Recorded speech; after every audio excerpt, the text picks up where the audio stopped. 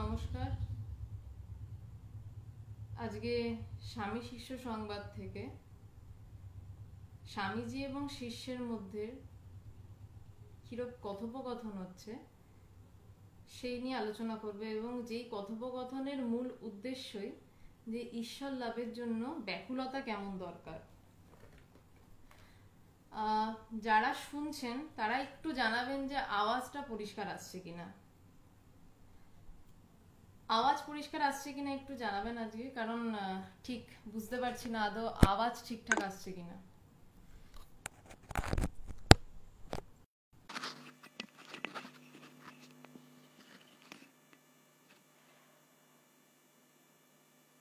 Comment করে জানাবেন kindly আওয়াজ ঠিকঠাক আসছে কিনা।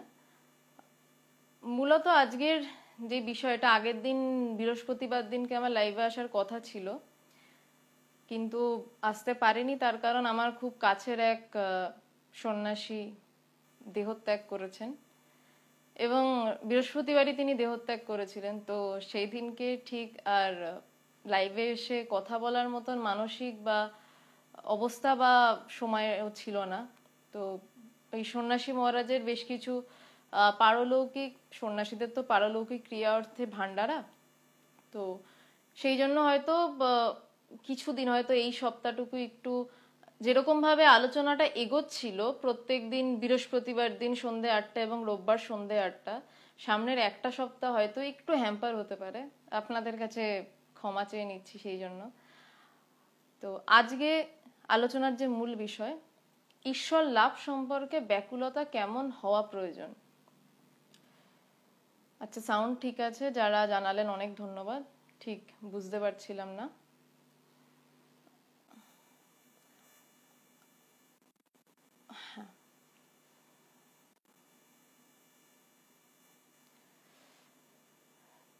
তো আচ্ছা, আর একটা জিনিস কাইন্ডলি যারা দেখছেন যদি একটু জানান, পূজা চ্যাটার্জি আপনি যদি একটু জানান যে এই লাইভটা কি আমি ইন্ডিয়ান মংসের পেজ থেকে এসছি। আসলে আমি ঠিক বুঝতে পারছি না, আজকে মোবাইলটা একটু সমস্যা হচ্ছে। পূজা চ্যাটার্জি একটু যদি আপনি জানান তো সুবিধা হয়। স্বামীজি এবং তার শিষ্য শরৎচন্দ্র চক্রবর্তীর দ্বিতীয় দিন দেখা।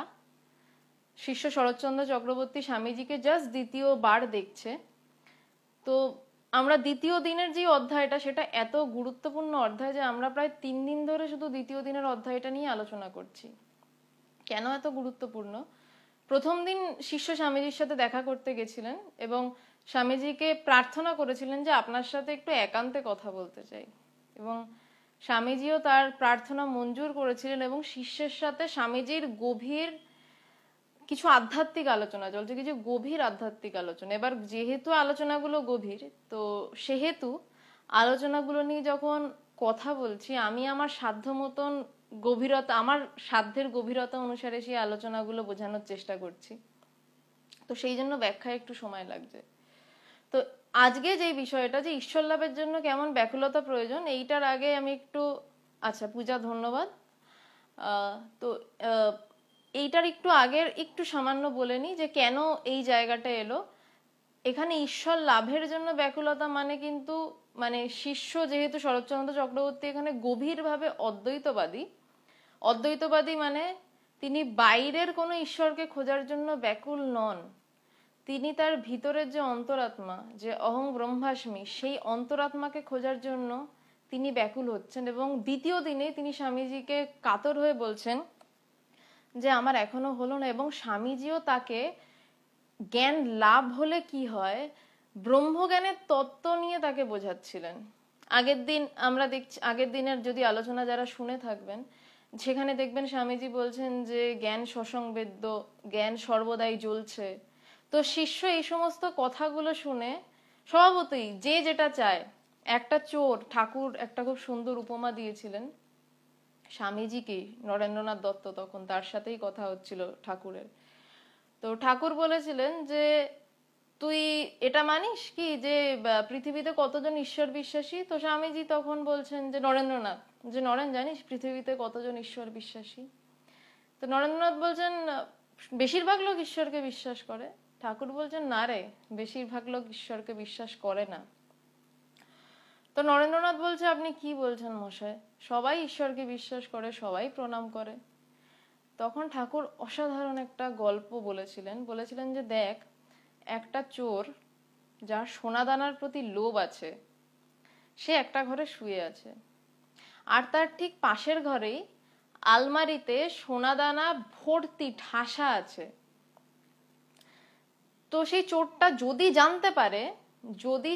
জানতে পারে যে তার পাশের ঘরের আলমারিতে সোনাদানা ঠাসা, তো সে কি তার পাশের ঘরে, মানে ওই সোনাদানা রাখার পাশের ঘরে চুপচাপ ঘুমাবে?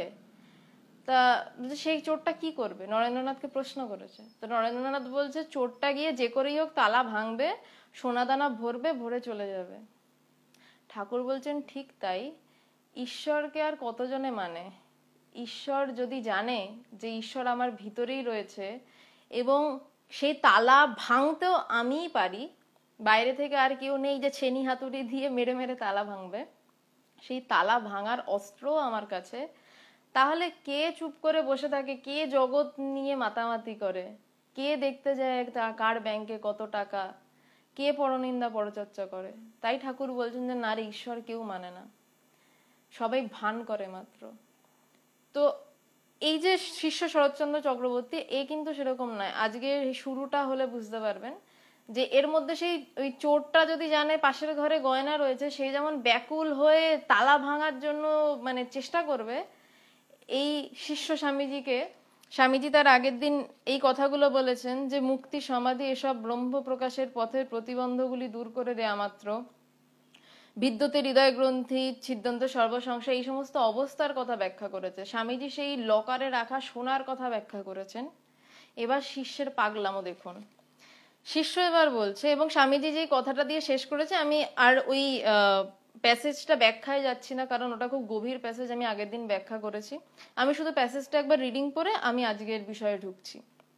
স্বামীজি আগের দিন যেটা বলেছিলেন, আগের দিন যেটা নিয়ে আলোচনা হয়েছিল, স্বামীজি, ভয় কি, এবার যখন এখানে এসে পড়েছিস তখন এবারেই হয়ে যাবে।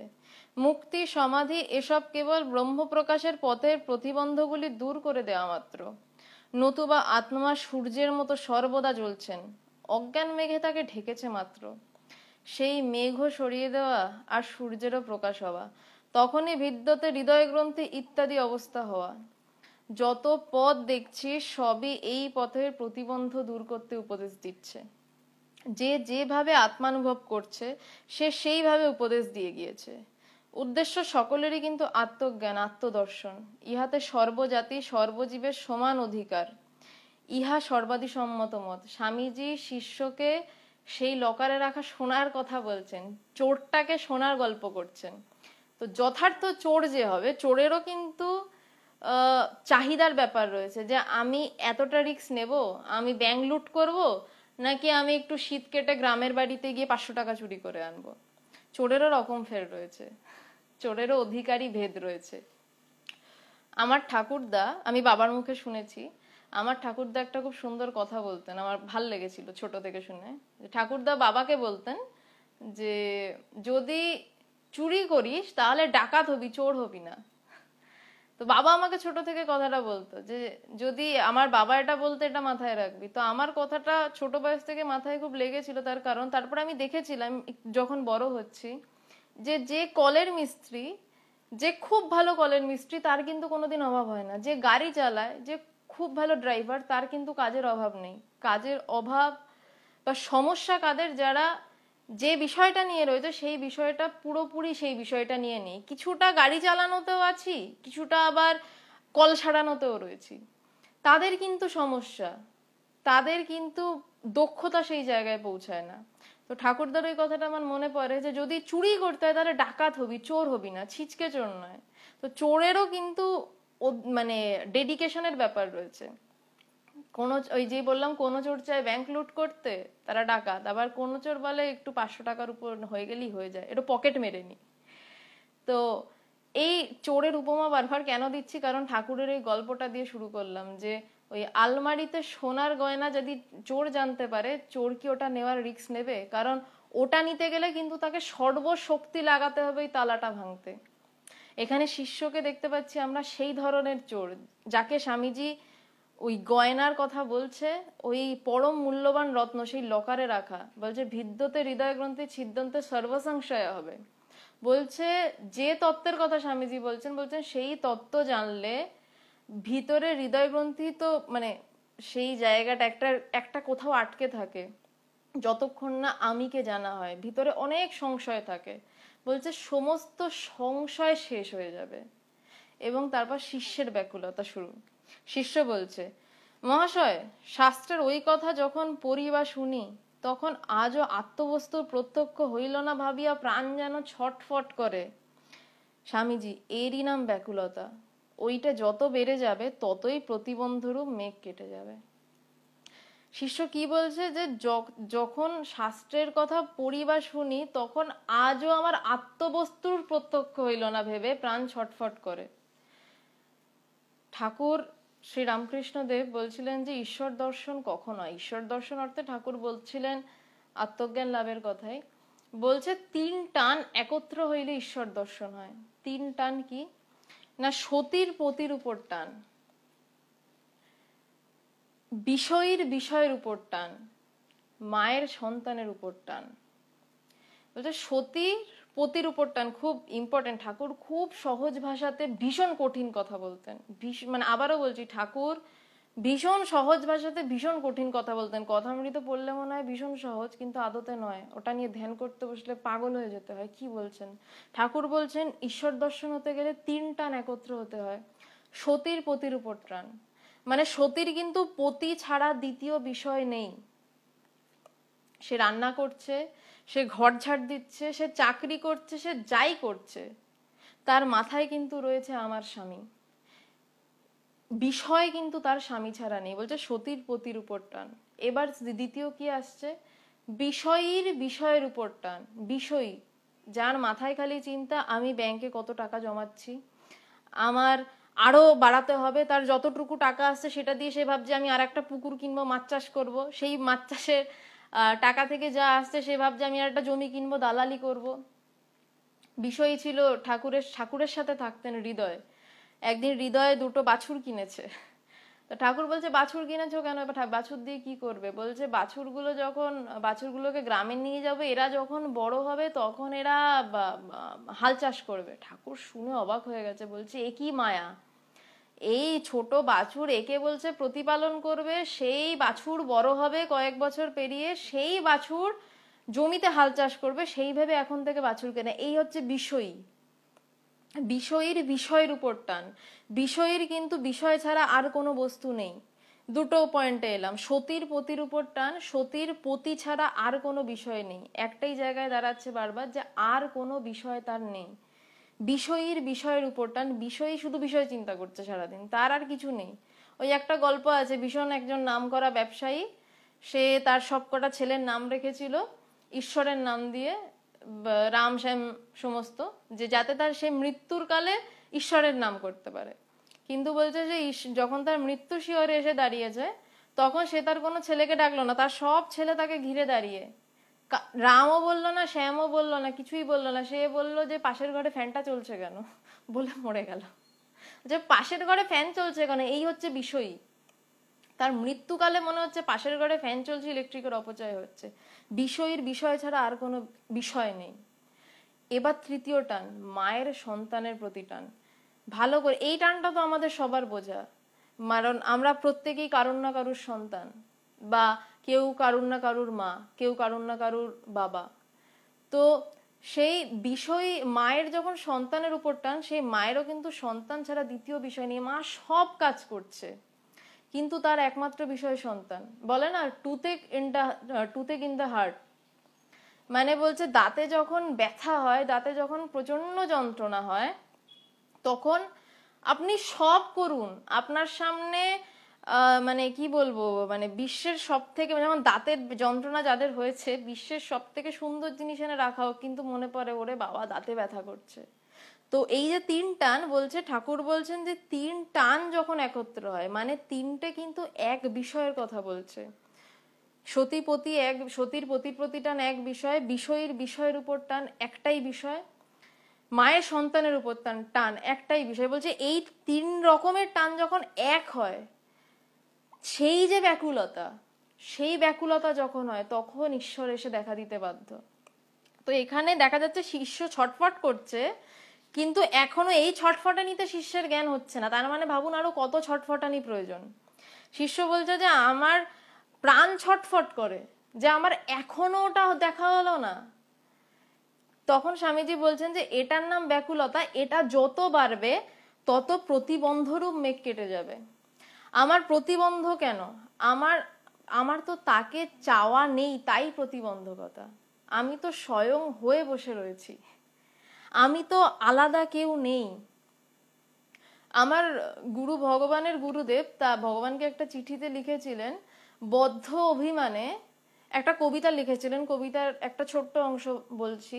বদ্ধ অভিমানে মুক্তির কারণে নিজেই নিজের করো ধ্যানাদ অনুষ্ঠান।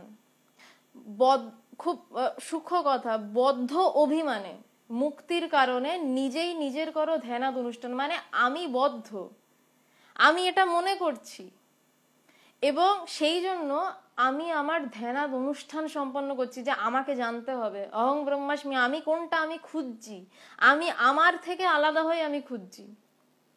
কিন্তু আমি তো আমার থেকে আলাদা নই, আমি তো হয়েই বসে রয়েছি, কিন্তু আমি বুঝতে কেন পারছি না? তার কারণ স্বামীজি তার আগের প্যারাগ্রাফে আমি পড়ছিলাম, সেখানে স্বামীজি বলছেন যে সামনে বিভিন্ন অজ্ঞানের মেঘ ঢেকে আছে। অজ্ঞানের মেঘ কেমন? আকাশে সূর্য থাকে, জল জল করে, কিন্তু তার সামনে যদি একখণ্ড মেঘ এসে যায়, ওই সূর্যের তেজও মেঘে ঢাকা পড়ে যায়, কিন্তু সূর্যের আলো যে আছে সেটা কিন্তু জানান পাওয়া যায় যে সূর্যটা আছে।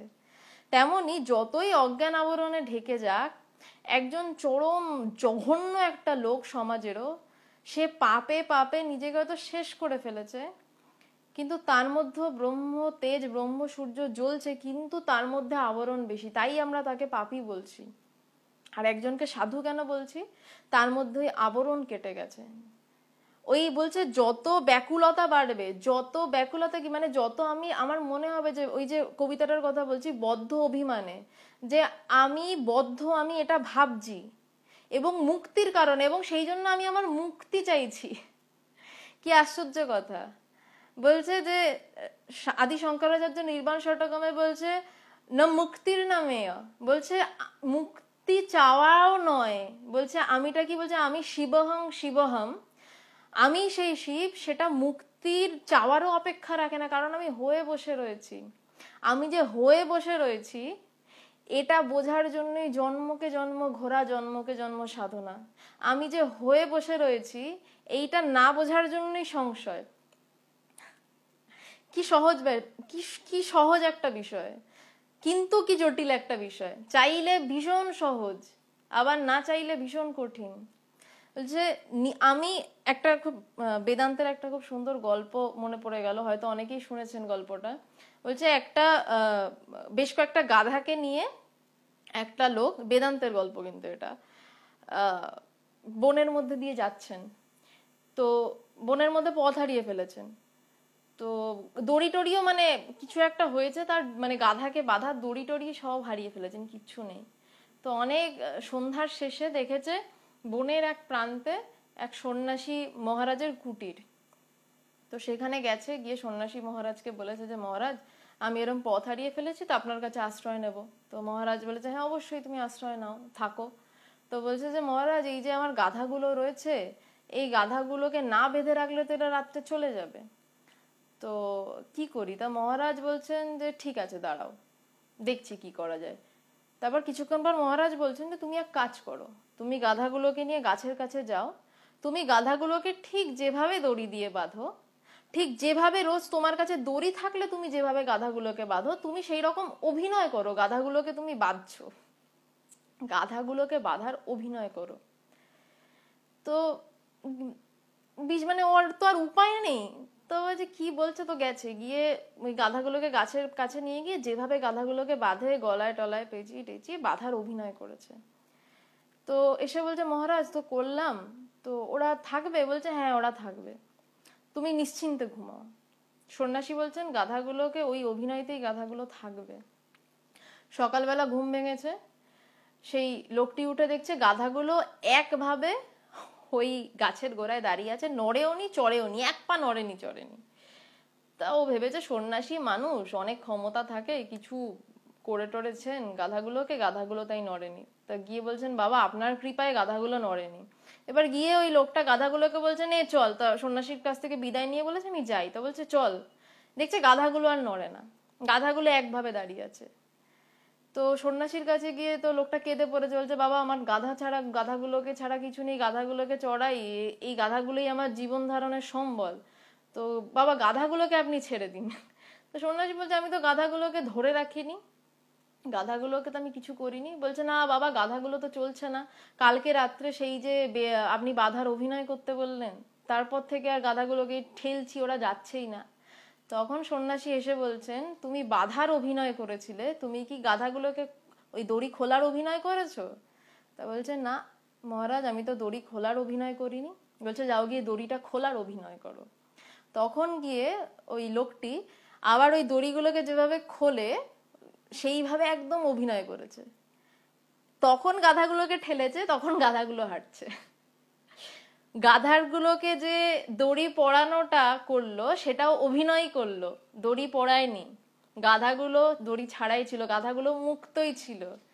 আবার গাধাগুলো কে যখন দড়ি খোলার অভিনয় করলো তখনও কিন্তু দড়ি খোলা হয়নি, গাধাগুলো মুক্তই ছিল। কিন্তু গাধাদের বুঝতে অসুবিধা হয়েছে, গাধাদের সেই জন্য দড়ি খোলার অভিনয় করে বোঝাতে হয়েছে যে বাবা তুমি মুক্ত, তুমি এবার হাঁটো।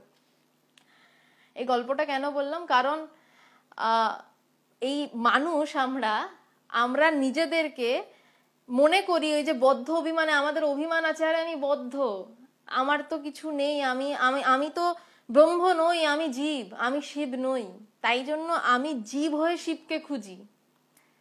কিন্তু আমি যেই মুহূর্তে বুঝি আমি শিব, তখনই বুঝি যে আমার অ্যাকচুয়ালি দড়িটাই কোনোদিন গলায় পরানো ছিল না, আমার দড়ি খোলাই ছিল, আমি তো হাঁটতেই পারতাম, আমি খোলাই ছিলাম, মুক্তই ছিলাম।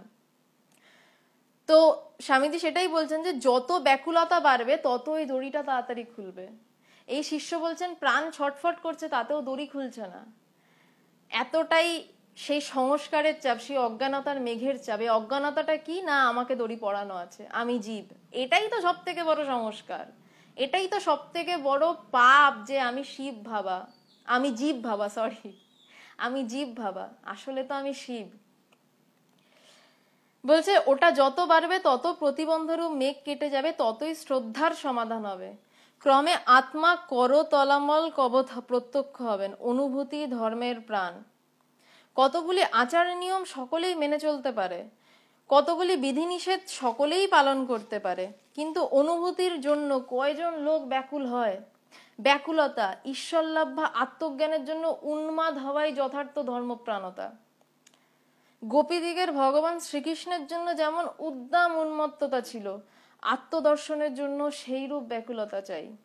গোপীদিগের মনেও একটু একটু পুরুষ মেয়ে ভেদ ছিল, ঠিক ঠিক আত্মজ্ঞানের লিঙ্গ ভেদ একেবারেই নাই। দুর্দান্ত কথা, মানে স্বামীজি একদম জিস্ট বলছেন শিষ্যকে। বলছেন যে অনুভূতি ধর্মের প্রাণ। বলছে কয়েকটা যাগযজ্ঞ করা, বেদের জ্ঞানকাণ্ড আছে, তার আগে কর্মকাণ্ড আছে। বলছে কর্মকাণ্ডে কিছু যাগযজ্ঞের কথা রয়েছে, সকাল বিকাল ব্রতপাঠ, পুজো, নিয়ম করে বা হাত দিয়ে ফুল দিচ্ছি কি ডান হাত দিয়ে ফুল দিচ্ছি কি আমি স্নান করে এসে বসছি, বলছি এগুলো অনেকেই করতে পারে, কিন্তু মূল বিষয় হচ্ছে যে আমার কি অনুভূতি হয়েছে, আমি যে শিব আমি জানতে পেরেছি, আমার যে বাইরের কাউকে ডাকার নেই, আমার যে বাইরে কিচ্ছু খোঁজার নেই, আমি কি সেটা জানতে পেরেছি? পেরেছির থেকেও আগের কথা, আমি কি সেটা জানতে চেয়েছি? আমি কি পাগলের মতন জানতে চেয়েছি? স্বামীজি বলছেন যে উন্মাদ হওয়াই যথার্থ ধর্মপ্রাণতা। লোকে বলে আরে তুই কি ধর্ম ধর্ম করে পাগল হলি, সাধারণ লোকে বলছে আরে তুই কি ধর্ম ধর্ম করে পাগল হলি, আর এখানে স্বামী বিবেকানন্দ বলছেন যে উন্মাদ হওয়াই যথার্থ ধর্মপ্রাণতা। কি সাংঘাতিক কথা! আপনি কার কথা শুনবেন ডিসিশন নিতে হবে আপনাকে। আপনি কি একটা পাড়ার লোকের কথা শুনবেন, নাকি যে ব্রহ্ম বিজ্ঞানী বিশ্ববিজয়ী স্বামী বিবেকানন্দ, যার কথা আমরা 100 বছরেরও পরে বসে পড়ছি, যার কথা যিনি যা বলেছিলেন তা এখনো অনুভূত হয়, আপনি তার কথা শুনবেন? পাগল না হলে ধর্মের অনুভূতি কখনো হয় না। কোনো বিষয়ে শ্রেষ্ঠত্ব লাভ করতে গেলে পাগল হতে হয়, সেই পাগলামো কিনা সাধনা চাই। বলছে যে কিন্তু অনুভূতির জন্য কয়জন লোক ব্যাকুল হয়? স্বামীজি বলছেন কয়জন লোক ব্যাকুল হয়, ব্যাকুলতা ঈশ্বর লাভ বা আত্মজ্ঞানের জন্য উন্মাদ হয় যথার্থ ধর্মপ্রাণতা।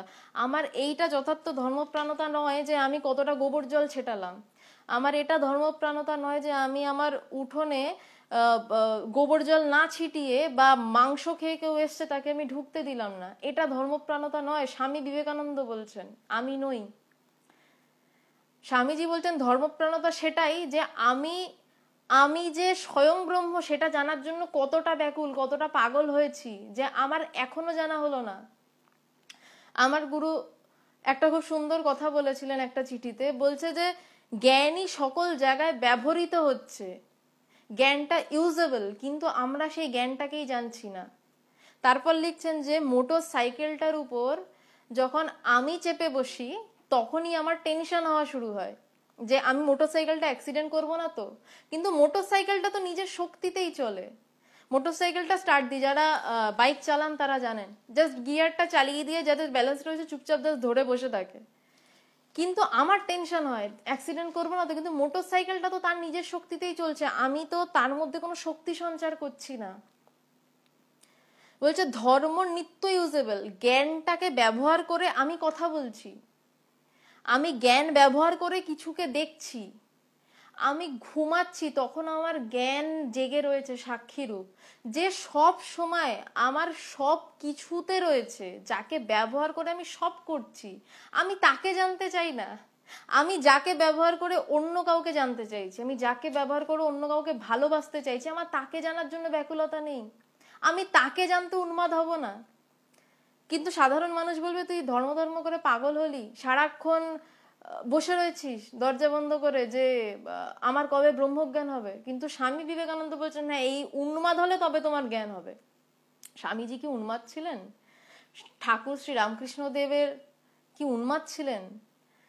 বিদ্যারণ্য মুনি কি উন্মাদ ছিলেন?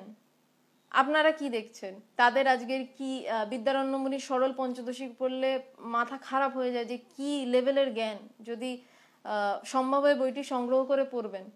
যে বেদান্ত বলছেন যে স্বামীজি যে বলছেন করাতলমল কবদ, মানে একটা আমলকি যখন হাতের মধ্যে, একটা আমলকিকে হাতের মধ্যে এরকম মুঠোতে ধরা যায়, তো বলছে আমি যে ব্রহ্ম সেটাকে এরকম মুঠোর মধ্যে যখন ধরা যায় সেটাই ঠিক ঠিক জ্ঞান, এবং সেই জ্ঞানটার জন্য উন্মাদ হতে হয়। বলছেন যে গোপীদের জন্য, শ্রীকৃষ্ণের জন্য উদ্দাম উন্মত্ততা ছিল। ঠাকুর শঙ্করাচার্য স্বামীজি কেউ পাগল নন, তারা গুরুস্থানীয়। আমি একবার মনে আছে একটা SBI-তে একজন ম্যানেজারের কাছে গেছি আমাদের আশ্রমের কিছু ম্যাগাজিনের জন্য অ্যাডভার্টাইজমেন্ট চাইতে। তখন আমি আরো ছোট, সবে কলেজে ঢুকেছি। তো উনি আমাকে বলেছিলেন যে তুমি এই বয়সে তুমি এসব বেদান্ত টেদান্ত চর্চা করছো, কি ব্যাপার?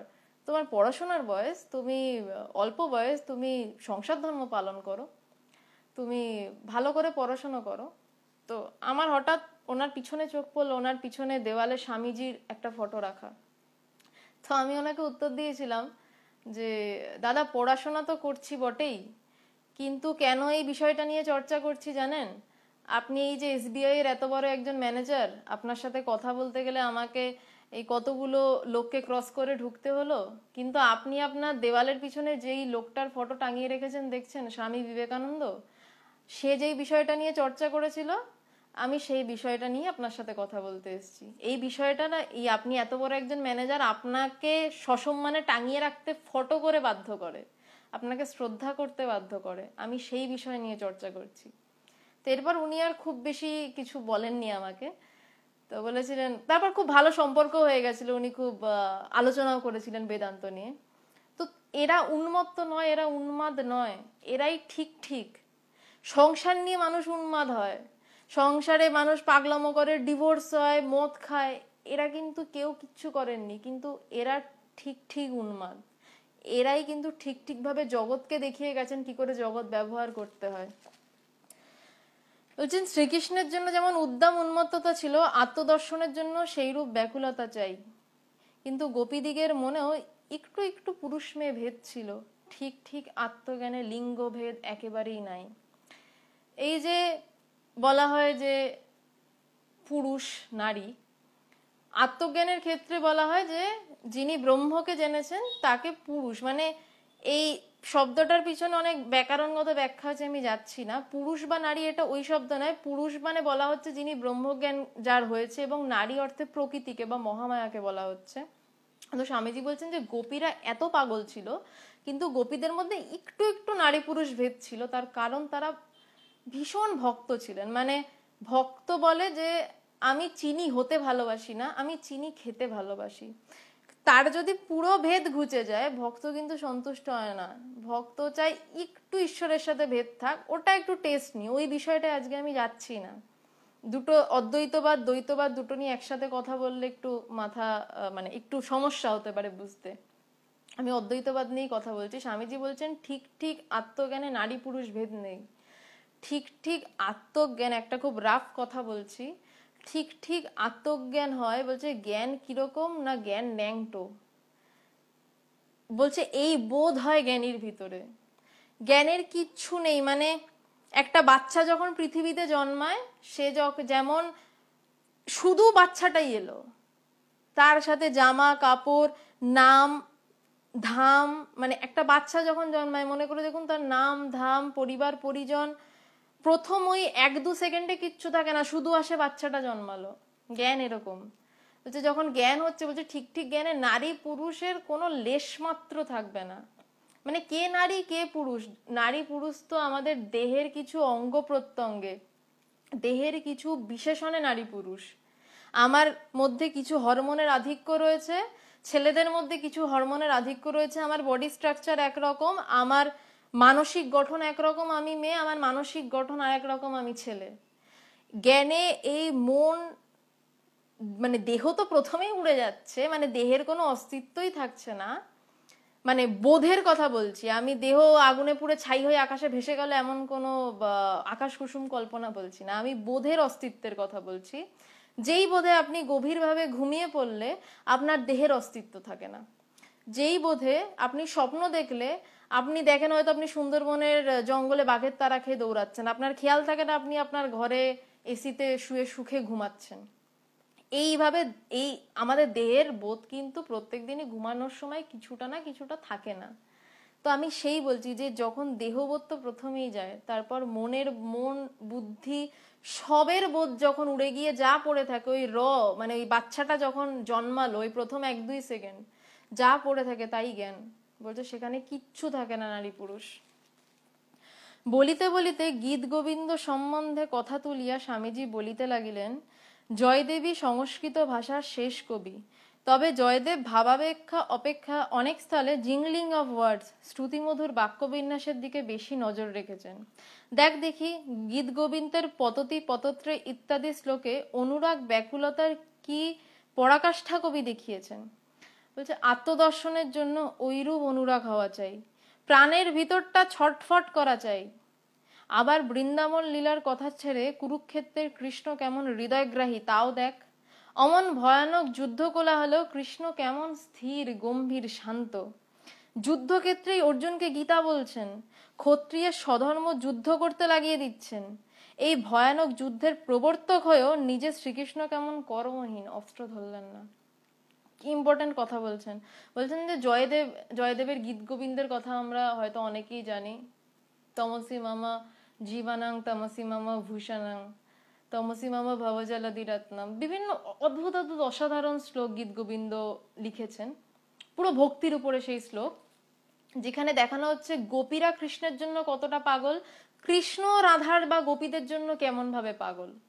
মানে যেখানে কৃষ্ণ বলছেন রাধাকে যে তোমার পা আমার বুকে রাখো, এরকম ভাবে কৃষ্ণ রাধার জন্য পাগল, রাধা আবার কৃষ্ণের জন্য এমন ভাবে পাগল, বলছে যে তুমি আমার সব। কিন্তু স্বামীজি এখন শিষ্যকে বলছেন যে ওই ব্যাকুলতাটা নিয়ে আত্মদর্শনের জন্য, স্বামীজি যেহেতু এখন অদ্বৈতবাদ নিয়ে কথা বলছেন, স্বামীজির একটা বিশেষণ ছিল, স্বামীজি যখন দ্বৈতবাদ নিয়ে কথা বলতেন তখন মনে হতো দ্বৈতবাদই পৃথিবীতে শ্রেষ্ঠ, আর কোনো বাদই নেই। যখন স্বামীজি বিশিষ্টাদ্বৈত নিয়ে কথা বলতেন, বিশিষ্টাদ্বৈত অর্থ হচ্ছে তুমি ঈশ্বর আমি তোমার অংশ, তখন যেন মনে হতো যে বিশিষ্টাদ্বৈত ছাড়া পৃথিবীতে আর সর্বাপেক্ষা কোনো ভাবই নেই, ওটাই শ্রেষ্ঠ। মানে যে সুবক্তা তার কথা এরকমই হয়, সে যখন যেটা নিয়ে কথা বলে সে তখন সেই বিষয়ে শ্রেষ্ঠ তত্ত্ব নিয়ে কথা বলে। আবার স্বামীজি যখন অদ্বৈত তত্ত্ব নিয়ে কথা বলছেন, এই যে এখন অদ্বৈত তত্ত্ব নিয়ে কথা বলছেন, স্বামীজির এই লেখাগুলো পড়ে মনে হচ্ছে যে অদ্বৈত তত্ত্ব ছাড়া বোধহয় পৃথিবীতে আর কোনো শ্রেষ্ঠ ভাব নেই। কিন্তু আবার যখন স্বামীজির ভক্তি যোগ আমরা পড়ি, তখন যদি কখনো আলোচনা হয় দেখবেন যে তখন ভক্তি যোগ মানে ভক্তি ছাড়া যেন পৃথিবীতে আর কিছু নেই। তো স্বামীজি এখানে শিষ্যকে যেহেতু অদ্বৈতবাদ বলছেন, তো স্বামীজি বলছেন যে গোপীদের এই ব্যাকুলতাটা আত্মদর্শনের জন্য দরকার। মানে গুরু শিষ্য পরম্পরা কেমন হয়, আমার কথামৃতের একটা জায়গা মনে পড়লো এটা পড়ে। কথামৃতে একবার ঠাকুর এই রাধাকৃষ্ণ বিষয়ক কোন একটা গান গাইছেন, তখন স্বামীজি এই শিষ্যের মতন কট্টর অদ্বৈতবাদী বলছে আমাতে সূর্য ওঠে আমাতে সূর্য ডোবে, কোথায় ঈশ্বর? ঠাকুরকে বলছেন তোমার কোষাকুষি চৈতন্যময় কি বলো, তোমার মাথার গন্ডগোল। ঠাকুর কেঁদে ফেলছেন স্বামীজির জন্য। তো তখন স্বামীজি এইরকম স্বামীজি ছিলেন, সেই স্বামীজি আজকে এই কথা বলছেন। তো গুরু শিষ্যের পরম্পরা কেমন হয় একটু বলছি। তখন ঠাকুর স্বামীজির সামনে এই গানটা গাইছেন, এবার স্বামীজি তো জানে যে এই নরেন আবার ঝামেলা শুরু করবে, যে তোমার ওইসব প্যান প্যানে গান এইসব বলবে। তো তখন ঠাকুর নরেন্দ্রনাথকে বলেছিল যে কিছু নেই আর নাই নে, গোপীদের কৃষ্ণের প্রতি এই যে ব্যাকুলতা, এই ভালোবাসাটা ঈশ্বরের জন্য, এটুকু তো তুই নে। মিনতি করে ঠাকুর নরেনকে বলেছিল। সেই নরেন আজকে যখন ঠাকুর দেহ রেখেছেন, সে বিশ্ববিখ্যাত, সে তার কাছে আসা একটা বৈদান্তিক শিষ্য, তার মতনই যেন প্রায় তারই এক প্রতিবিম্ব, তাকে বলছেন যে ওই যে গোপীরা কৃষ্ণকে ভালোবাসতো, ওই ব্যাকুলতা আত্মদর্শনের জন্য হওয়া চাই। গুরু যা শেখান শিষ্য তাই বলে, শিষ্যের আলাদা করে কিছু বলার থাকে না, কারণ আলাদা কিছু নেই তো। যা বলার গুরু, সেই গুরু পরম্পরাগত ভাবেই আত্মজ্ঞানের কথা বলা হয়ে চলেছে। তারপর কৃষ্ণের কথা স্বামীজি ব্যাখ্যা করছেন, বলছে যে বৃন্দাবন লীলার কথা ছেড়ে দেয়, কুরুক্ষেত্রের কৃষ্ণ কেমন। আমরা সবাই কৃষ্ণের ওই কুরুক্ষেত্রের মূর্তি কোথাও দেখি না, আমরা সব জায়গায় দেখি বাসি হাতে কৃষ্ণ। তো স্বামীজি বলছেন মনে করে দেখতো কুরুক্ষেত্রের কৃষ্ণ কি মারাত্মক। বলছে যে ওই যুদ্ধ কোলাহলে কৃষ্ণ স্থির শান্ত গম্ভীর। কৃষ্ণ কিন্তু এই যুদ্ধের রাশ ধরেছিলেন, আসলে দু দলেরই যুদ্ধের রাশ কৃষ্ণের হাতে ছিল। বলছেন যে ক্ষত্রিয়ের স্বধর্ম যুদ্ধ করতে লাগিয়ে দিচ্ছে, বলছে যে সে কিন্তু বলছে না যে আহা আমি ঈশ্বর, এত রক্তপাত কেন হবে, না না অর্জুন যুদ্ধ করো না, ছেড়ে দাও, আমি বরঞ্চ একটু বাঁশি বাজাই, সবাই মোহিত হয়ে আমার চারপাশে নাচুক। তিনি চাইলেই পারতেন, তিনি চাইলে বাঁশি বাজিয়ে তার পাশে সবাইকে নাচাতে পারতেন। বৃন্দাবনে গোপ গোপী ছেলে মেয়ে সব পাগল হয়ে গেছিল, কিন্তু তিনি অর্জুনকে বলছেন ওঠ মার। তিনি অর্জুনকে দিয়ে মারাচ্ছেন, অর্জুনকে খুঁচিয়ে, মানে গীতার 3য় অধ্যায় অর্জুন বিষাদযোগ, গোটা একটা অধ্যায় ধরে অর্জুন খালি দুঃখ করে গেছে, এবং গীতার যে বাকি গোটা অধ্যায়, বাকি সমস্ত অধ্যায় ধরে অর্জুনকে কৃষ্ণ ঝেড়ে গেছে এবং বলে গেছে ওঠো যুদ্ধ করো। এবং যতক্ষণ না অর্জুন গান্ডীব তুলে নিয়েছে, কৃষ্ণ তাকে ছাড়েননি। কিন্তু গীতাটা পুরোটা পড়ে দেখবেন কতটা অধ্যায় ধরে কৃষ্ণ অর্জুনের পিছনে লেগে থেকেছে, কৃষ্ণকে বিশ্বরূপ দেখিয়েছে, তাও অর্জুন গান্ডীব তোলেনি। সরি, কৃষ্ণকে বলছে, অর্জুনকে কৃষ্ণ বিশ্বরূপ দেখিয়েছেন, তারপরে অর্জুন গান্ডীব তুলছেন না। তারপরে একদম শেষে গিয়ে অর্জুনের জ্ঞান লাভ হচ্ছে, তারপর অর্জুন গান্ডীব তুলছে। তখন কৃষ্ণ কিন্তু যতক্ষণ না গান্ডীব তুলছে, কৃষ্ণ ছাড়লেন না, তাকে তুলিয়েই ছাড়লেন, তাকে মারিয়েই ছাড়লেন। এটা হচ্ছে ভগবান। ভগবানের ডিকশনারিতে না ক্ষমা বলে কিচ্ছু হয় না, যার যেটা কর্ম তাকে সেটা ফল পেতে হবে। ঈশ্বর ক্ষমা করেন না, মানুষ ক্ষমা করতে পারে, ভগবান ক্ষমা করেন না। ক্ষমা কিভাবে করা যায়? কেউ একজন আমাকে এসে চড় মেরে দিল, তাকে ক্ষমা করে দিতে পারবো, হ্যাঁ ঠিক আছে আমি কিছু মনে করলাম, নেই বড় জোর, কিন্তু ভগবান ক্ষমা করছেন না। তো বলছেন যে যেদিকে চাইবি দেখবি শ্রীকৃষ্ণ চরিত্র সর্বাঙ্গ সম্পূর্ণ, জ্ঞান কর্ম ভক্তি যোগ, তিনি যেন সকলেরই মূর্তমান বিগ্রহ। শ্রীকৃষ্ণের এই ভাবটিরই আজকাল বিশেষভাবে আলোচনা চাই। এখন বৃন্দাবনের বাঁশি বাজানো কৃষ্ণকেই কেবল দেখলে চলবে না, তাতে জীবের উদ্ধার হবে না। এখন চাই গীতারূপ সিংহনাদকারী শ্রীকৃষ্ণের পূজা। ধনুর্ধানী রাম, মহাবীর, মা কালী এদের পূজা চাই, তবে তো লোকে মহা উদ্যমে কর্মে লেগে শক্তিমান হয়ে পড়বে। আমি বেশ করে বুঝে দেখেছি এদেশে এখন যারা ধর্ম ধর্ম করে তাদের অনেকেই full of morbidity, crack brains অথবা ফ্যানাটিক্স। মহা রজগুণের উদ্দীপনা ভিন্ন এখন তোদের আছে, না আছে ইহকাল না আছে পরকাল। দেশ ঘোর তমতে ছেয়ে ফেলেছে, ফলও হচ্ছে তাই ইহজীবনে দাসত্ব, পরলোকে নরক। কি দুর্দর্শ ছিলেন স্বামীজি। স্বামীজি কিন্তু ওই বৃন্দাবনের কৃষ্ণের যে লীলা, সেই লীলার জন্য একটা সময় পাগল হয়ে গেছিলেন। মানে স্বামীজি যখন রাধাকে বুঝতে পেরেছিলেন, তখন স্বামীজির জীবনী যারা গভীরভাবে জানেন তারা দেখবেন যে স্বামীজি পাগল পাগল দশা হয়ে গেছিল, যে রাধা এভাবে কি করে ভালোবাসলো। কিন্তু স্বামীজি এখন ভক্তিকে সরিয়ে দিচ্ছেন, জোর করে সরাচ্ছেন। বলছেন যে এখন দেশের জন্য কোনটা দরকার, বলছে এখন ওই কুরুক্ষেত্রে যে ওই সিংহনাদকারী কৃষ্ণকে চাই, যে পাঞ্চজন্য বাজাচ্ছে তাকে চাই। বলছে এখন বাঁশি বাজানোকে অত দেখিস না, কারণ তখন দেশের অবস্থা কি, তখন মানুষ পেটের ভাত নেই, ইংরেজরা মারছে। আগে মানুষ পেটের ভাত জোগাড় করবে, ইংরেজদের মার সহ্য করবে, তারপর না ওই আত্মজ্ঞানের জন্য ব্যাকুলতা হবে। বলছে এখন ওই সিংহনাদকারী কৃষ্ণকে দরকার। বলছে মহাবীরের পুজো চাই। মহাবীর কে না, যে লাফ দিয়ে সমুদ্র ক্রস করে লঙ্কা ছারখার করে দিয়ে চলে আসছে, যে নিজের লেজে আগুন লাগিয়ে লঙ্কা ছারখার করে দিচ্ছে। মহাবীর আমরা পুজো করি। সে কিন্তু রাক্ষসদেরকে ছাড়েনি, নিষ্ঠুরের মতন পুড়িয়ে দিয়েছে, কারণ পোড়ানোটা দরকার ছিল।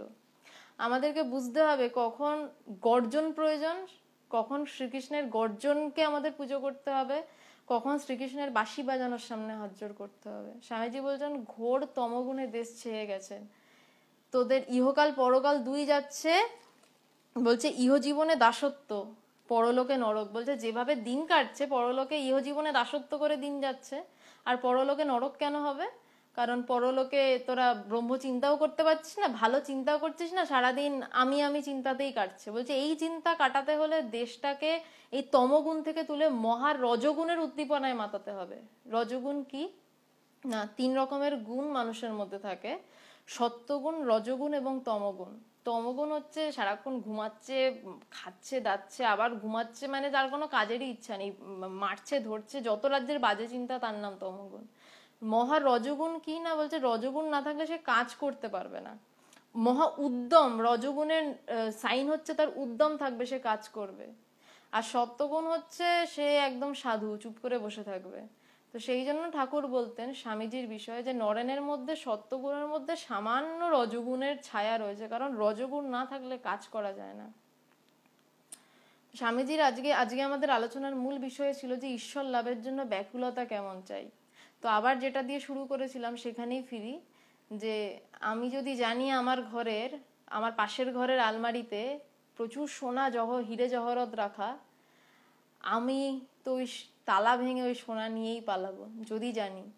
এবং যদি ঠিক জানি, এবার যদি জানি শুনছিলাম ওখানে সোনা আছে, শুনছিলাম বোধহয় ওখানে তালা ভাঙতে গেলে আবার কষ্ট করতে হবে, কিন্তু সোনাগুলো কি আদৌ আসল না নকল, এই সব চিন্তা সরে গিয়ে যখন আমার মধ্যে শুধু এই চিন্তা থাকবে সোনা আছে, আমার সোনাটা চাই, মানে আমি ব্রহ্ম, আমাকে নিজেকে জানতেই হবে, অন্য পন্থা নেই, নান্য পন্থা। ওই জানাতেই সব শেষ, ওই জানাতেই সর্ব সংশয়ের মুক্তি। তখন যেমন ব্যাকুলতা বাড়বে, তেমনি আমার ব্রহ্মজ্ঞানের পথ পরিষ্কার হবে। আজকে এই পর্যন্তই থাক। আমি জানি না আবার কবে লাইভে আসতে পারবো। এই সপ্তাহটা যারা রয়েছেন, প্রথমে আমি বলছিলাম যে আমার খুব কাছের এক সন্ন্যাসী মারা গেছেন কার্ডিয়াক অ্যারেস্টে, তো তার ভান্ডারা এবং তার পারলৌকিক কাজ নিয়ে একটু ব্যস্ত আছি এই সপ্তাহটায়। আমি জানি না এই সপ্তাহে আবার কবে লাইভে আসতে পারবো। যখন লাইভে আসতে পারবো আগে থেকে জানিয়ে দেবো। বৃহস্পতিবার বা রোববার যদি নাও আসতে পারি, পরে যেমন প্রত্যেক বৃহস্পতিবার সন্ধ্যে 8টা এবং রোববার এটাই শিডিউল, যে স্বামী শিষ্য সংবাদের প্রত্যেকটি মানে পরপর পর্যানুক্রমিক আলোচনা আমরা করছি। তো আবার যেই দিন লাইভে আসতে পারবো সেই দিন জানিয়ে দেবো। সবাই ভালো থাকবেন, সুস্থ থাকবেন। আর এই আলোচনা যদি আপনাদের মধ্যে একজনকে ঈশ্বরের জন্য ব্যাকুল করে তোলে, আত্মদর্শনের জন্য ব্যাকুল করে তোলে, আমি জানবো আমার আলোচনা সার্থক। নমস্কার।